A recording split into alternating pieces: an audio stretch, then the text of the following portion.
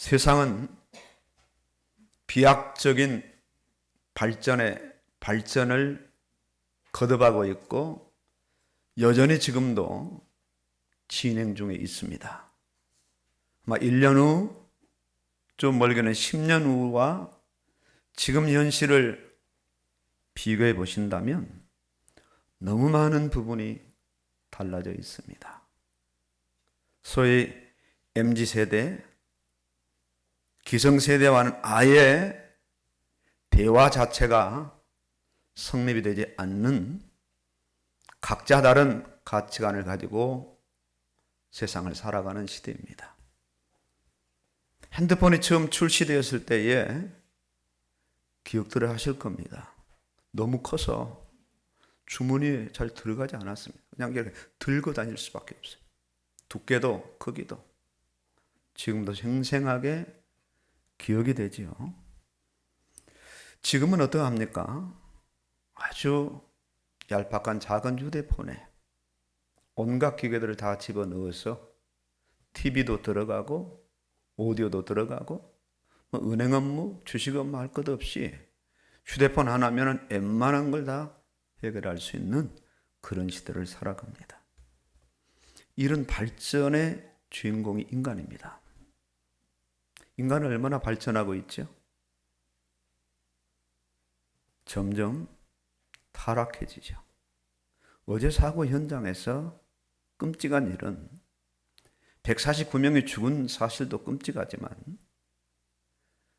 죽어있는 사람 옆에, 죽어가는 사람 옆에, 인공호흡을 하고 있는 그 옆에 수많은 사람들이 모여서 떼창을 부르고 노래를 부르면서 자기 나름대로를 즐겼다고 하죠. 이런 시대입니다. 인간은 점점 악해지고 더러워져요. 가정교육으로 불가능하고요. 그 긴긴 학교 교육으로 불가능하고, 사회 아무리 선배들이 있다 해도 불가능한, 고쳐질 수 없는, 점점 악해지는 그런 시대가 지금 살아가는 세상의 현장입니다. 오늘 읽은 말씀에서 나의 의인은 믿음으로 말미암아 살리라 말씀하시면서 또한 뒤로 물러가면 내 마음이 그를 기뻐하지 아니하리라. 우리는 뒤로 물러가 멸망할 자가 아니고 오직 영혼을 구원함에 이르는 믿음을 가진 자니라. 그렇게 지금 말씀하고 있습니다.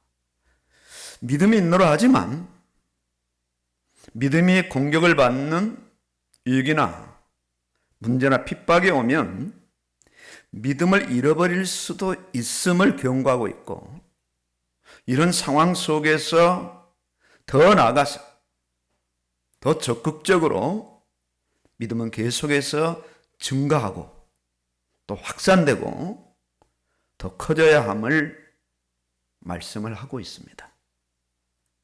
그러나 이 말씀이 기록될 당시, 이 말씀을 받았던 당시의 시대적 상황을 본다면 그 상황과 환경은 믿음으로 전진해 나아가기가 대단히 어려운, 주변에 많은 제약이 따르고 헤쳐나가야 될 난관이 도사리고 있었습니다. 어떤 경우에는 그동안 모았던 전 재산을 다 포기해야 되는 물질적인 그런 난관이 도사리고 있었고요. 어떤 경우에는 조상 대대로 살아왔던 이 삶의 터전, 지금 살고 있는 자신의 고향을 떠나 자신을 찾을 수 없는, 알아볼 수 없는 그런 타 지역으로 이주를 해야 되는 그런 현실이기도 하고요. 여기에서 끝나는 것이 아니라 아예 믿음을 증가시키고 확장시키고 믿음으로 계속 나아가다가는 감옥에 들어가야 되고, 심지어는 하나밖에 없는 자기 목숨을 잃어야 되는 그런 일들이 주변에서 비일비재하게 일어나고 있는 환경이고 상황입니다. 과연 하나님이 살아 계시다면 어떻게 하나님을 믿는다는 믿음의 백성들에게 방치할 수 있을까? 왜 나라는 로마의 속국이 되어야 하며 하나님을 잘 믿는다는 유대인들은 성경을 가지고 어떻게 예수를 믿는 그 교회를, 그 약한 성도들을 무자비하게 추격하며 핍박하며 앞장서서 잡아 죽이는 그런 현실이 오는가? 이런 의문을 품을 수밖에 없는 겁니다.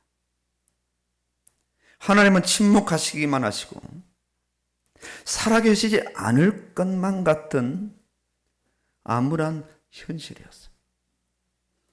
이때 믿음은 의기소침할 수밖에 없고, 이때 믿음은 가지고 있는 작은 믿음마저도 놓아버리고 뒤로 물러가기 수밖에 없는 그런 상황입니다. 이때 기독교를 버리고요, 실제 유대교로 다시 전향하는 성도들이 너무 많았고, 아예 다 내어버리는, 그야말로 무종교로, 유대교도 아니고 기독교도 아닌 그런 사람들이 하나둘씩 생겨나기 시작했습니다. 이런 상황에서 믿음으로 전진해 나가기는 대단히 어려운 현실이었어요. 왜 하나님은 문제를 좀 해결해 주시고, 적도 막아 주시고, 가난도 면케해 주시고, 있는 문제를 좀 알뜰살뜰 다 해결해 주시면서 그렇게 하신다면 믿음이 형성되지 않겠어요? 믿음이 남부럽지 않은 어떤 부여나 만사형통을 좀 주시고 나를 믿으라 하신다면 오죽이나 좋겠습니까마는 하나님 그렇게 하시지 않습니다. 그 당시에 가난한 성도들이 대부분이었고요, 사회적으로 열악한 심령들이 대부분이었습니다.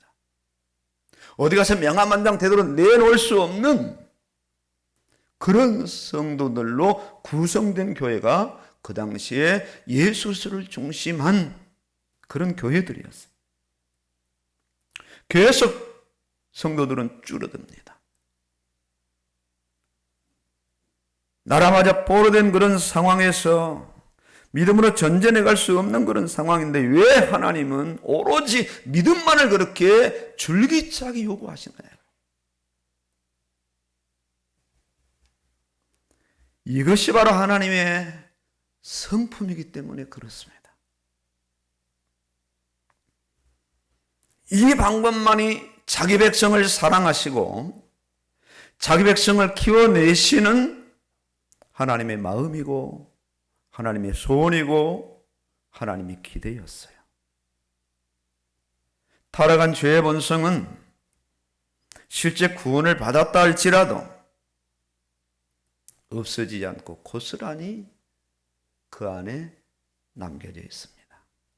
남겨져 있을 뿐만 아니라 살면 살수록 크면 클수록 어떤 면에서 사회적인 지위가 올라가면 올라갈수록 돈이 많아지면 많아질수록 그 죄의 근성은 사그라드는 것이 아니라 더 확장되고 부풀어 올라옵니다.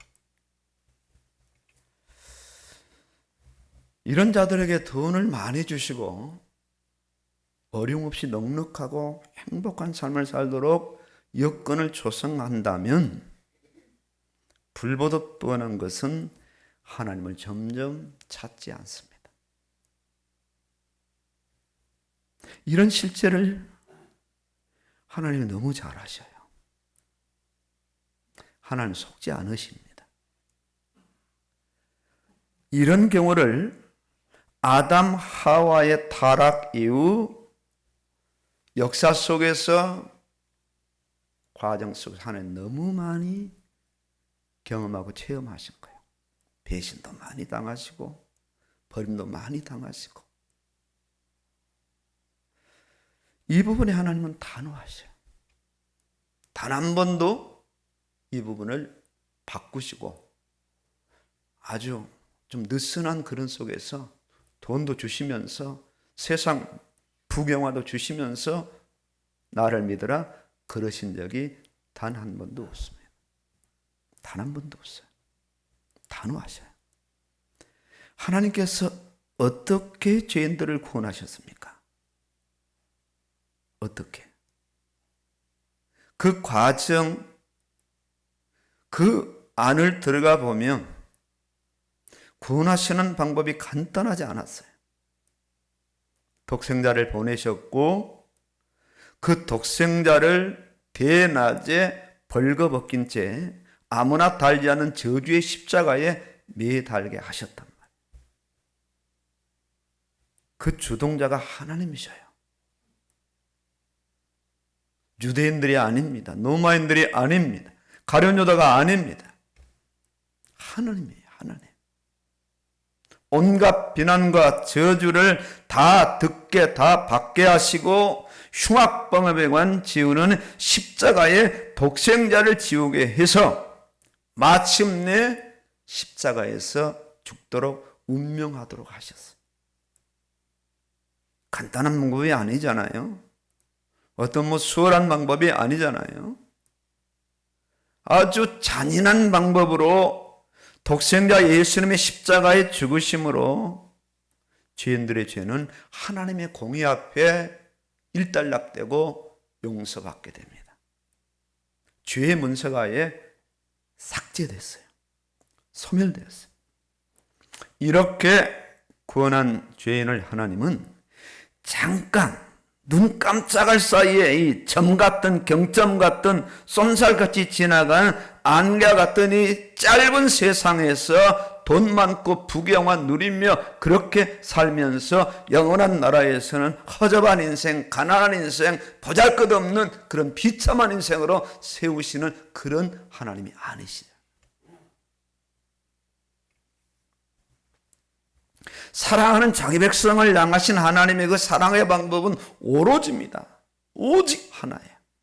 오늘 말씀처럼 나의 의는 믿음으로 살리라 함과 같으니라.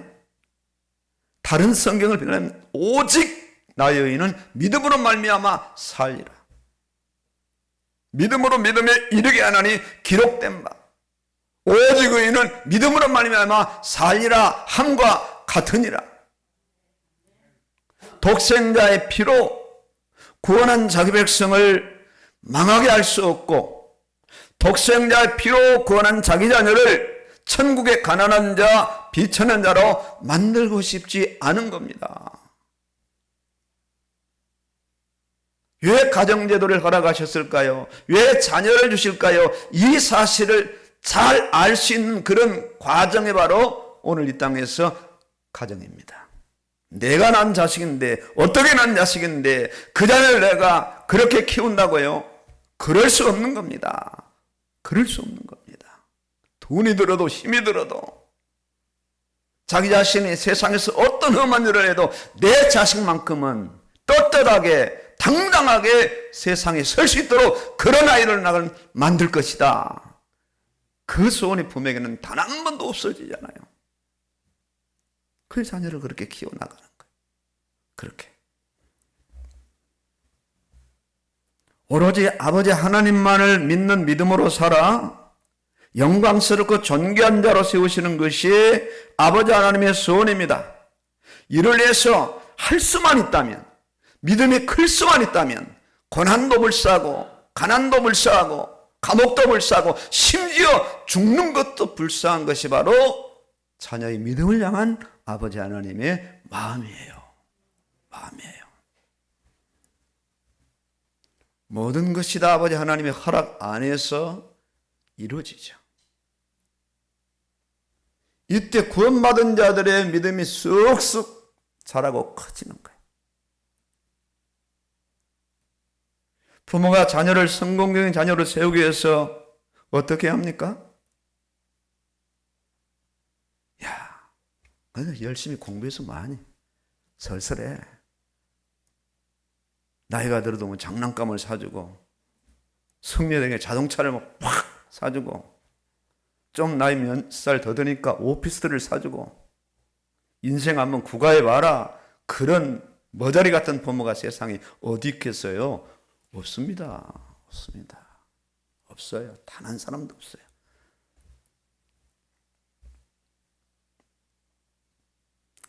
호된 교육을 시작해요. 아주 철저하게 유치원에서 대학까지 줄기차게 밀어붙입니다. 방학 때도 제대로 못 놀아요. 늦잠 한번 제대로 못 잔다니까요. 여행 한번 제대로 못 가요. 아주 호되게 야무지게 그렇게 자녀를 밀어붙여서 이 땅에서 존귀한 자로, 영광스러운 자로 세우고자 하잖아요. 이것이 바로 부모가 자녀를 향한 사랑의 마음이고 최고의 마음이고 방법이에요. 성경 전체를 보세요. 구약에서 창세기에서 말라기까지, 마태복음에서 요한계시록까지 보세요. 하나님이 자기 백성을 믿음으로 키우시는 하나님의 그 믿음의 육아로 꽉 채워져 있어요. 아브라함이 느슨할만 하니까 하나님 어떻게 하십니까? 네 아들 들여봐. 이런 하나님이에요. 한두 건이 아니잖아요. 그 사건들이. 거기 다 하나님의 마음이 부어진 거예요. 하나님의 방법이 부어진 거예요. 아주 그 내용과 방법이 치밀합니다. 예수님도 이 땅에 오셔서 아주 틈만 나면 말씀을 전하셨어요. 전한 말씀을 재석에 주셨으며 성도들의 삶에 적용을 해주셨어요.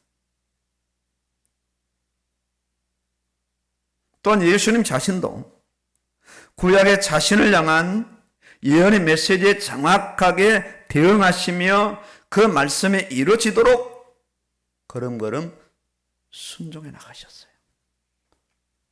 이때 말씀을 주신 분과 말씀을 받는 자의 관계 속에서 무엇이 형성되느냐? 믿음이 형성되는 거예요.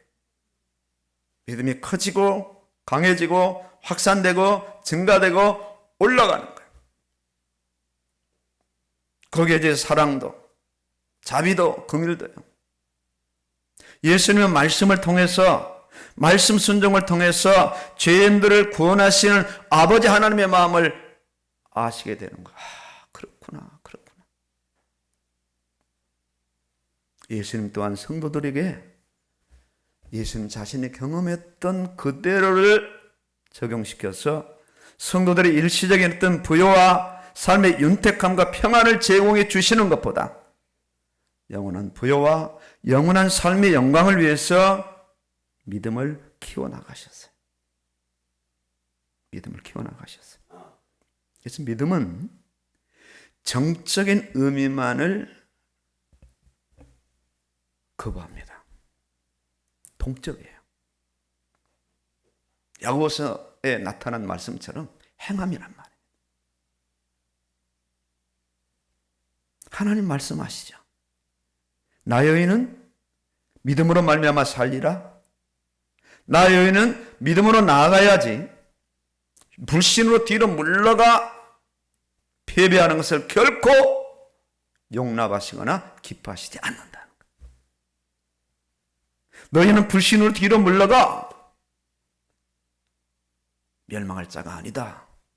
침륜에 빠질 자가 아니다. 소용돌이치는 세상에 빠질 자가 아니다. 오로지 믿음으로 나아가 오직 영혼을 구원함에 이르는 그런 믿음을 가진 자들이고 더 믿음을 증폭시키고 증가시켜야 될 너희 자신들이라는 거예요. 너희 자신들이에요. 그래서 오직 믿음으로 말미암아 살아가는 그런 자들로 세워가셔요. 그렇기 때문에 세상 만사를 성도들의 믿음에 유익된 방향으로 세워가시는 거예요. 유익된 방향으로 세워가셔요. 구원받은 성도는 늘 이렇게 주장하죠.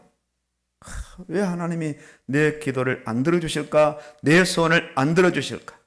어린아이들이 늘 그러죠. 왜 부모는 내가 원하는 걸 안 해주실까? 그러죠. 똑같은 원리와 똑같은 의미가 적용이 됩니다. 쉽게 교회 나오고 쉽게 신앙생활하는 것이 예수님의 방법이 아닙니다. 교회 오셔가지고 그냥 아무 일도 안 하고 왔다 갔다 하시는 것이 결코 복음적이고 성경적인 방법이 아닙니다.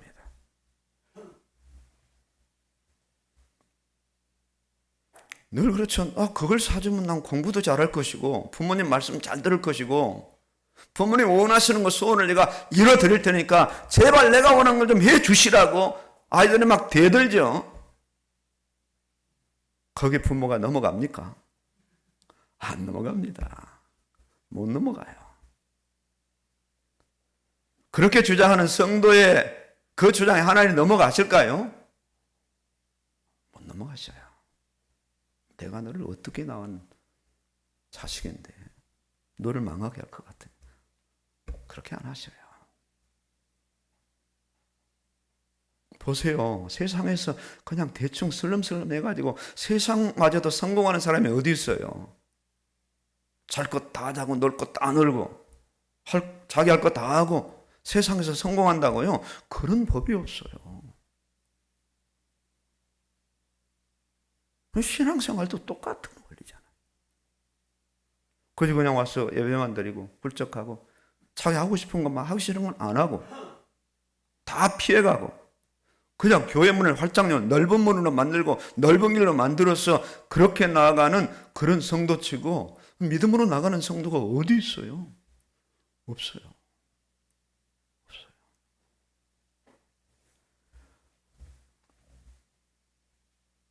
성도에게 돈을 주면 돈을 따라가고 명예 주면 명예 따라가고 권세 주면 권세에 따라서 집착하게 되죠. 왜 그럴까요?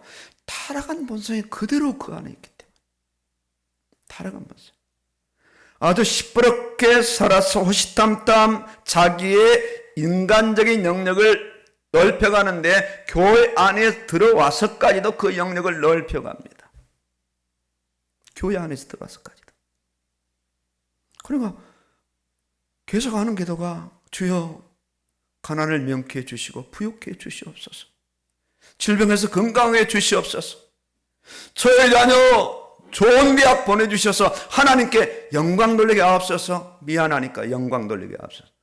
좋은 대학 가서 뭐가 하나님께 영광이 됩니까? 그렇지 않아요. 하나님은.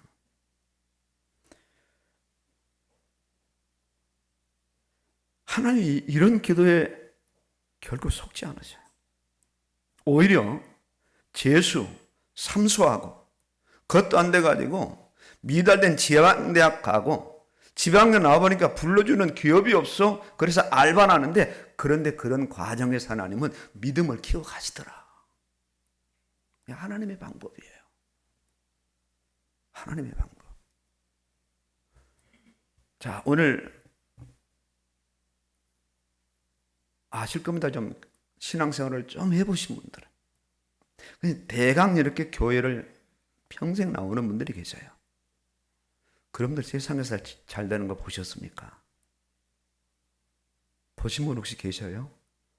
없어요. 단 한 사람도 없어요. 그저 밥은 먹고 살아요. 할 정도의 사람이 단 한 사람도 존재하지 않아요. 왜 그럴까요? 그 이유가 어디 있을까요? 한번 그런 분 만나면 저한테 말씀해 주세요. 그분 가끔 교회 빠지고 교회 전혀 간섭 안 하고 그저 주일날만 달랑달랑 교회 오는데 세상에서 엄청나게 잘 되더라. 그런 분 혹시 만나시면 저에게 한번 제보를 주세요. 세상에 어찌 이런 일이 거기 나올 법한 분들. 그런 일은 있다? 없다. 이것 하나만 봐도 하나님은 살아계시는 거예요. 절대 그런 역사 안 일어나요. 그러니까 눈치를 빨리 채셔야 돼요. 신앙생활은 그렇게 하는 게 아니구나. 그저 믿음 없는 성도에게 만상통을 부어주고 돈을 부어주고 그런 하나님이 아니신 거예요. 아니신 거예요. 하나님은 성도의 믿음에 동의하시지 성도의 야망에는 욕심에 동의하신 적이 없어요. 단 한 번도. 예수님 구원받은 성도가 어떤 경우에도 뒤로 물러가는 것을 동의하시지 않아요. 예수님 성도가 실제 조용하고 온순하죠. 오른밤쯤 왼밤까지 돌려대고 걷어달라면 속옷까지 벗어주고 오리 가자면 심리까지 가주니까 성도가 대단히 조용하고 물러있는 그런 사람 같지만 자신의 믿음의 어떤 영역에 이상이 오고 손해가 온다면 단 한 부분도 양보하지 않는 그런 성도로 이 땅에서 세워가신다니까.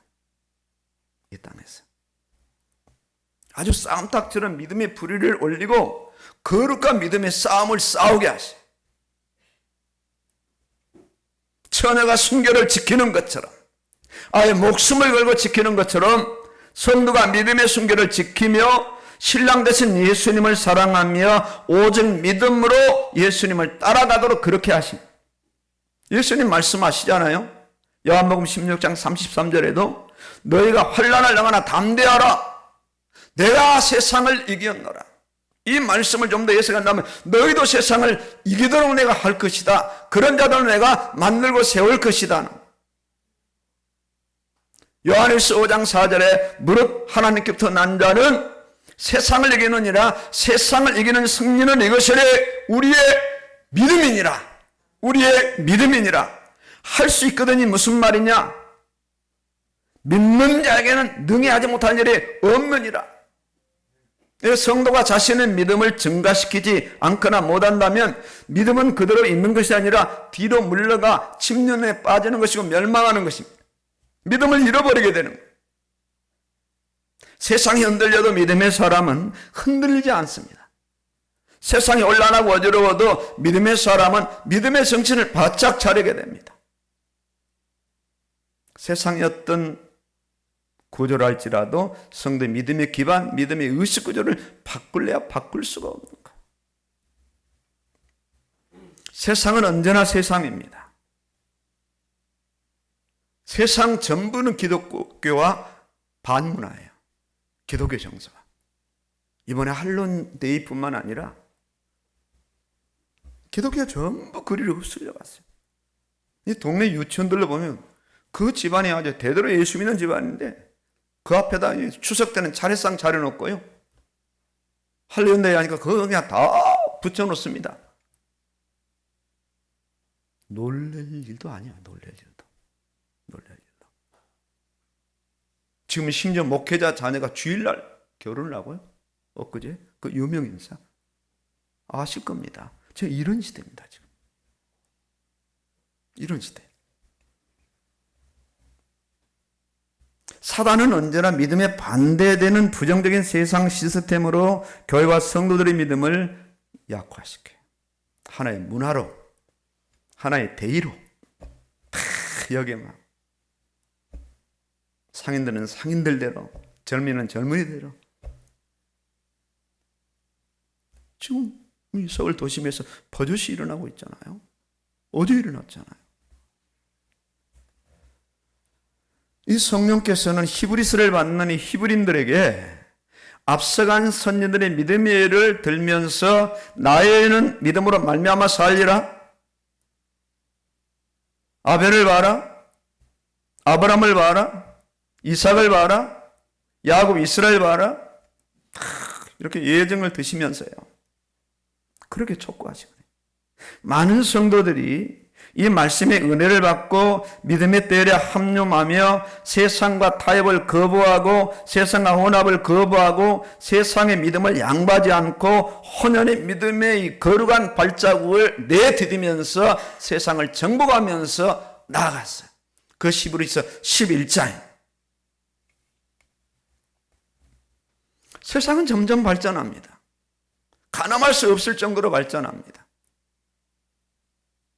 요즘은 이 일기예보를 그렇게 한 아나운서가 AI입니다. 사람하고 똑같이 만들어놨어. 와. 이제 로봇가 사람하고 똑같이 이제 걸어다니는 시대가 곧 올 겁니다. 그런 시대죠. 그 발전의 중심에 사람들은 점점 타락해요. 아예 인성이 없는 것처럼 타락해요. 자기 부모도 없는 것처럼 타락해요. 아니, 어떻게 사람이 죽어있고 사람이 죽어가는데 그 옆에서 춤을 추냐고. 그게 10대들이고 20대들이에요.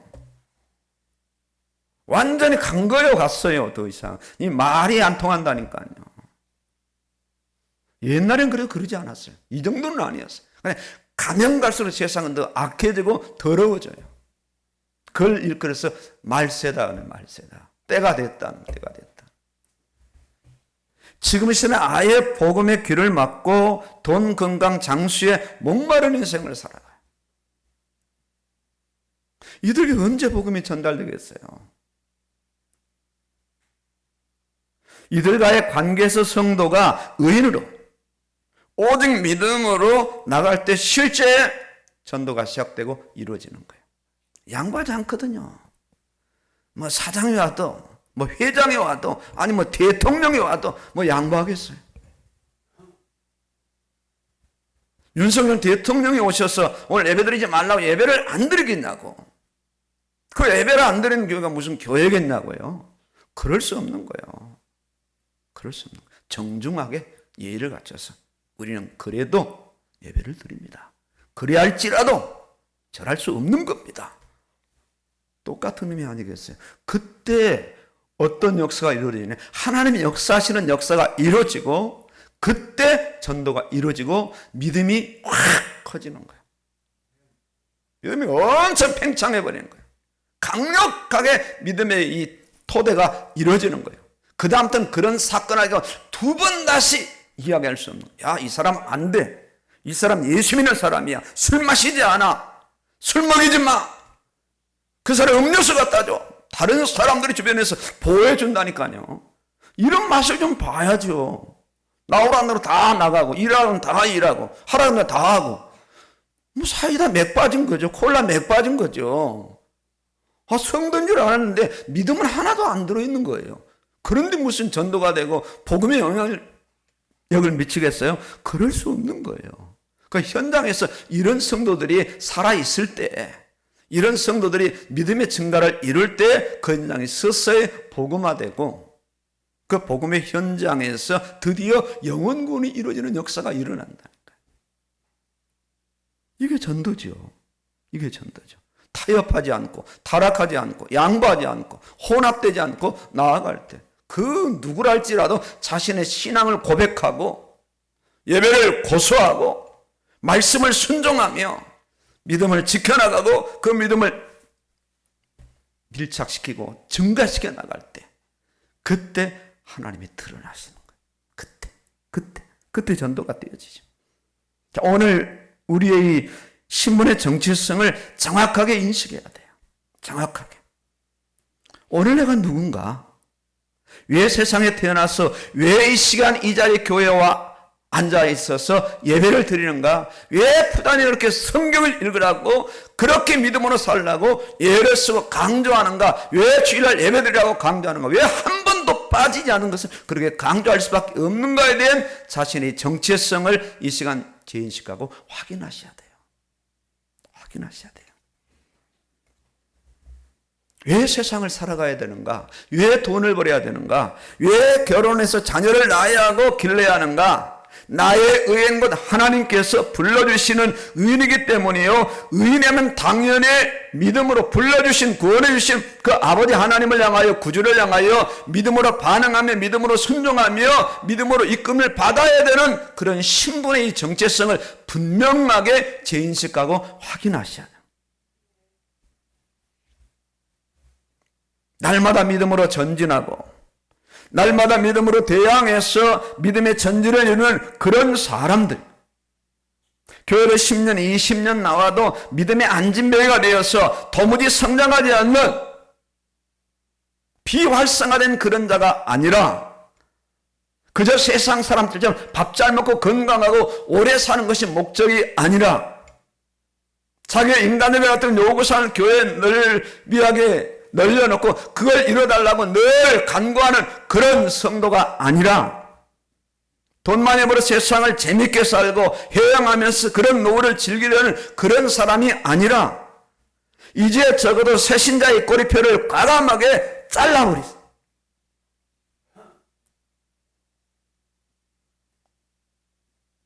짝퉁 꼬리표를 그걸 자랑스럽게 붙이고 다니는 사람이 어디 있겠어요? 아, 이거 짝퉁인데 이거 잘라. 믿음의 짝퉁 잘라버리세요. 10년 20년 가도 도무지 성장하지 않고 그대로 고여있는 그 새신자의 꼬리표를 빨리 잘라버리셔야 돼. 요즘 적극적으로 제발 이제 갓난아기의 믿음의 자리에서 벗어내야 되는 그런 사람들은 누군가가 늘 권면해줘야 되고 이끌어줘야 되고 기저귀를 채워줘야 되고 손을 잡아야 되는 그런 사람, 자기가 누군가의 손을 잡고 이끌고 가는 그런 성도로 발돋움을 내야 되는 그런 사람들이 아닌가요? 그런 사람들이 믿음에 장성한 분량의 그런 믿음으로 발돋움해야 되는 그런 사람들이고 이제는 더 이상 뒤로 물러가야 될 그런 사람들이 아닌 거예요. 앞으로 나아가야 돼요. 자기 영혼뿐만 아니라 다른 영혼까지 구원할 자고 믿음을 가진 자로 믿음의 증가를 이룰 자로 믿음의 큰 역사를 이루는 그런 사람이 바로 누군가? 예수 그리스도를 믿는 사람이고 예배를 드리는 사람이고 오늘 이 시간 이 자리에 나와 계신 우리 성도님들이에요. 학교 가면 공부 열심히 해야 되지 않겠어요? 회사 가면 열심히 직장생활해서 빨리빨리 승진해야 되지 않겠어요? 교회 나오시면 열심히 신앙생활해서 믿음의 장성 분량을 이루시는 것은 당연한 거죠. 이런 사람에게 하나님 오늘 또 촉구하시는 거야. 나의 의인은 믿음으로 말미암아 살리라. 제발 믿음 버리고 뒤로 물러가지 말라. 솜털 같은 가벼운 어려움이 와도 믿음 버리고 뒤로 물러가 불신자처럼 살지 말라. 이제는 나이도 들 만큼 들지 않았느냐? 계속 장난감 요구하고 세상 요구하는 것은 하나님 보실 때는 장난감입니다. 계속 그거 달라고, 그거 잘해달라고, 그거 만상통 얘기해달라고 아주 기도 제목에 빼곡하죠. 이걸 안 해보실 때는 장난감인 거예요. 하나님 보실 때 어른들이 아이들 볼 때 장난감이듯 동일한 의미가 적용되거든요. 동일한 의미. 촉구하시는 거죠. 이제 계속 세상 명품 요구하지 말고 명품 믿음으로 좀 세워져라. 명품 믿음으로. 믿음의 전진을 이루라. 믿음이 막 증가되고 확산되고 커지고 믿음의 막 근육과 세포와 믿음의 피와 믿음의 어떤 그런 요소들이 막 확 이렇게 좀 활성화되는 그런 성도를 하나님이 기대하신다. 도대체 무엇이 문제며 왜 내가 믿음이 성장이 안 되는가 정도는 이제 우리가 좀 찾아내야 돼. 왜 그럴까 내가.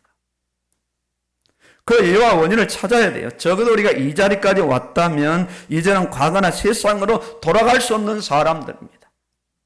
아니 전에 불교로 다시 돌아갈 수 없는 사람들이고 이전 무교회로 다시 돌아갈 수 없는 사람들. 이미 우리가 교회까지 왔고 수십 년을 교회 생활했다면 되돌아갈 수 없는 그런 사람들. 배수의 진을 치셔야 됩니다. 나는 돌아갈 수 없습니다. 세상을 향한 닷을 잘라내야 되는 겁니다. 오로지 주님만을 향해서 영원한 나라를 향해서 주의 뜻을 향해서 믿음으로 올곧게 나아가야 되는 그런 사람들이라면 이왕에 일할 바에는 작업복을 좀 입고 땀을 흘리고 열심히 일할 때 일할 맛이 나는 거 아니겠어요? 똑같은 일을 해도 그 효율성이 나죠. 여전히 세상을 기웃거리고 세상 잘되기를 원하는 그런 기복의 마음을 내려놓아야 돼요. 기독교는 종교가 아닙니다. 기독교는 신념이나 자기 소원 성취가 아닙니다. 물 떠놓고 비는 거나 교회 와서 비는 거나 똑같은 의미입니다. 기독교는 어떤 철학이나 절간의 어떤 연불이 결코 아닙니다. 기독교는 생명이고 기독교는 하나님이고 천국이고 영원한 겁니다. 기독교가 의로 선이요. 기독교가 진정한 실존의 하나님에 대한 믿음이거든요. 예수님께서 교회를 세우셔서 공동체로 불러 모으심은 오직 하나 믿음을 키우시기 위한 거예요. 믿음을 키우시기 위한 거예요. 이제는 자신의 믿음에 더 이상 가면이나 위장을 하지 말아야 돼요. 솔직하게 드러내고 나타내야 돼요. 주여, 저에게 믿음이 없습니다. 주여, 내 믿음이 작습니다. 어제도 뒤로 물러갔고 그제도 뒤로 물러갔습니다. 주여, 내게 믿음을 다하여 주시옵소서. 이 자리에 막 나와서 믿음 없다는 간증을 좀 하셨으면 좋겠다. 믿음 있는 줄 알았는데 믿음이 없다. 이제 의인으로 살게 하시고 믿음으로 살게 하여 주시옵소서. 세상사 마음먹게 달려있다고 하는데 이 신앙생활도 마음먹게 달려있는 거 아니겠습니까? 주여, 제대로 믿음생활, 신앙생활 하기를 원합니다. 이렇게 결단을 내리고 자신 안에 철옹성처럼 굳게 세워진 세상의 가치관이 있음을 자기 자신 스스로 자인하고 인정하고 드러내셔야 돼요. 드러내셔야 돼요. 그 가치관이 무너지지 않는 한 믿음으로 나아가는 것은 넘사벽입니다. 쉽지 않습니다. 그 가치관이 무너져야 돼. 세상의 가치관, 자기 의의 가치관, 경험의 가치관, 이 끈적끈적한 자아의 가치관이 무너지지 않고서는 스스로 자기의 믿음 없음을 드러낼 수 있는 그런 자아 중심의 자아 숭배가 무너지지 않는다면 복음의 가치관, 말씀의 가치관이 자신 안의 중심으로 핵심으로 세워질 수가 없는 겁니다. 없는 거예요. 이제는 그 가면과 이 장복을 벗어버리고 벌거벗은 채 십자가 앞에 서셔야 되는 거예요. 천부에 의지 없어서 손 들고 옵니다. 예수님이 십자가 복음 앞에 자신이 죄인으로 서야 되고 아무것도 할 수 없는 그런 능력 없는 자로 서야 돼요.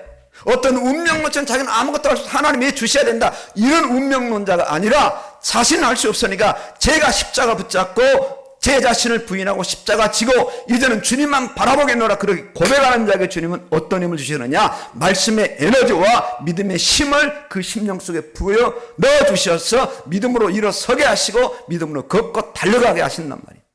이때 주님은 뭐라고 말씀하시는가? 네가 그때 했다, 내가 한 것이냐? 네가 한 것이다. 네가 그때 내 이름을 소유한 자에게 냉수한 것 대접했지 않느냐? 잘하였다, 그렇게 하지 내가 했다고 주님이 말씀하시지 않습니다. 우리의 공로로 주님이 인정해 주신단 말이에요. 인정해 주셔. 살아온 연륜과 자신의 이치가 시퍼렇게 살아있음을 십자가 앞에 인정하고 복음의 견고한 토대가 자신의 인생관이 될 때, 오라, 나는 곤고한 사람이로다. 이 사망의 몸에서 누가 나를 건져내랴. 드디어 이제는 자기 자신에게 빛이 많으니까, 하나님의 능력이 많으니까 자기 안에 감춰졌던 그런 자그마한 죄까지 다 드러나고 살아온 것만큼의 그 모든 자가 드러나면서 오라, 곤고한 사람이로다. 누가 이 사망의 몸에서 나를 건져내라. 만삭되지 못하냐, 난자 같다. 나는 살인자의 폭행자다. 죄인 중에 예수다는 이런 고백을 하면서 오직 예수 믿고 예수 증거하는 일에 자신의 인생을 드리게 되는 거죠. 여기까지 오기를 하나님이 원하시는 거예요. 여기까지. 드디어 이제는 갈라디아서 2장 20절의 신앙을 고백하는 거예요. 내가 그리스도와 함께 십자가에 못 박혔다니. 그러니 이제는 내가 산 것이 아니 오직 내 안에 그리스도께서 사신 것이라. 내가 다만 육체 가운데 사는 것은 나를 사랑하사 나를 위하여 자기 몸 버리신 하나님의 아들을 믿는 믿음 안에서 사는 것이라는 그런 진정한 신앙 고백을 드디어 그때 하게 되는 거죠. 드디어. 그러면서 말씀의 가치관이 그 사람의 인생의 삶의 가치관으로 서서히 자리 잡기 전에 견고한 십자가 구원의 복음의 가치관이 딱 세워지면 그 가치관 위에서 말씀의 가치관들이 서서히 자라나면서 열매 맺는 그런 역사가 이제 일어나는 거죠. 이럴 소리는 오늘도 말씀 앞에 무릎을 꿇어야 돼요. 말씀의 의미와 말씀의 권위와 말씀의 능력 앞에 자기 자신의 마음을 열어야 돼요. 이때는 성경은 믿음의 의미가 되며, 이때는 성경은 믿음의 근거가 되며, 이때는 성경은 믿음의 가이드가 되며, 이때는 성경은 믿음의 능력이 되며, 이때 듣는 설교는 믿음의 재료가 되며, 이때 오는 모든 문제와 사건은 믿음의 증가를 이루는 기회 중에 기회가 되는 겁니다. 승리하시기를 주의 이름으로 축원합니다. 아멘입니다.